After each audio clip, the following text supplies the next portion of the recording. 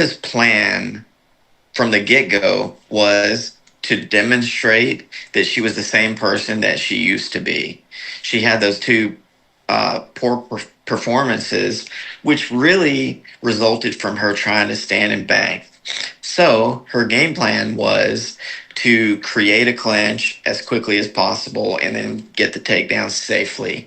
Well, Gina came out through her kicks, punches, whatever it was. She made it easy for her to clinch.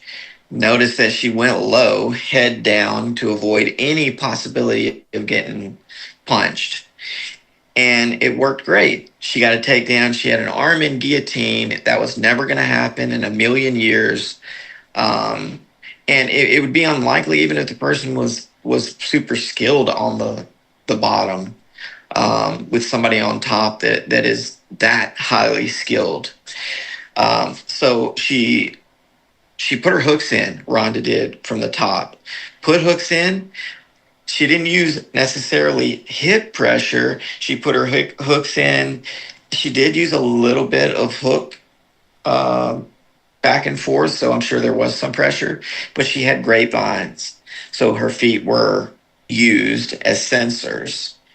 She wanted to see which side that Gina was going to try to elbow escape on.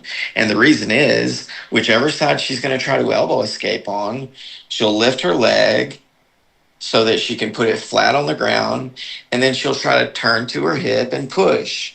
Well, if she does it on this side, then she knows she's going to turn that way. If she wants to hip escape on this side, then she knows she's going to turn that way. Once Ronda felt her intention to go that way, she came out of the hooks and the grapevines, and she went to the super hook setup position, which is a sitting, kind of a tall, knees on the ground mount. You can still put your hooks in if they go completely nuts, but it's a more versatile mount because you can move. And that's exactly what happened. Ronda is now waiting for her to move in one direction or the other, and Ronda already knows she wants to go this way. So as soon as Gina made any little movement in that direction, Ronda immediately modified the mount, which means knee goes up under the shoulder, and the other leg is basically foot on the ground and knee bent. So one knee is down, one knee is up.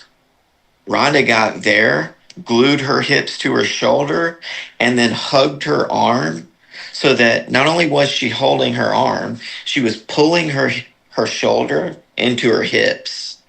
Then, rather than fall straight back, where Gina could go with her and then jerk her elbow to the ground, potentially, Ronda fell south.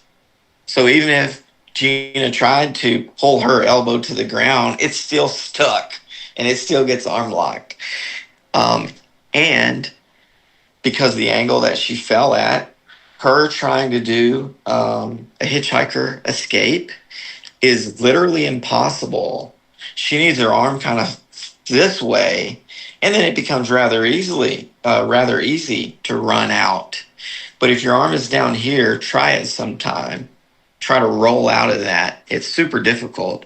Ronda only needed 0.2 seconds, and Gina didn't try to go for the escape until probably 2 seconds. So she was way late. Plus, it wasn't going to happen for that reason, that Ronda had already prepared and set it up, and it was a well prepared and well detailed kind of a start to finish. She didn't necessarily have to train for that exact thing, but that exact thing is something that we train. I mean, step for step for step for step. So her skill level clearly hasn't changed for the worst. At least at least as good or better. And she showed that she's still the arm collector because she's doing an arm lock on somebody that knows what they're doing and knows defenses and whatnot.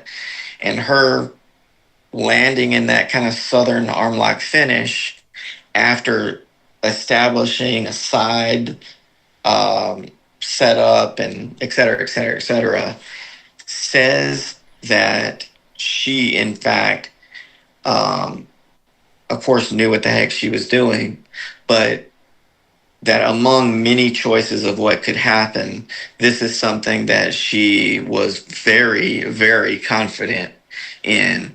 And that's the reason that it happened so fast. Screw you, Jeremy Corbell, you liar. You fool.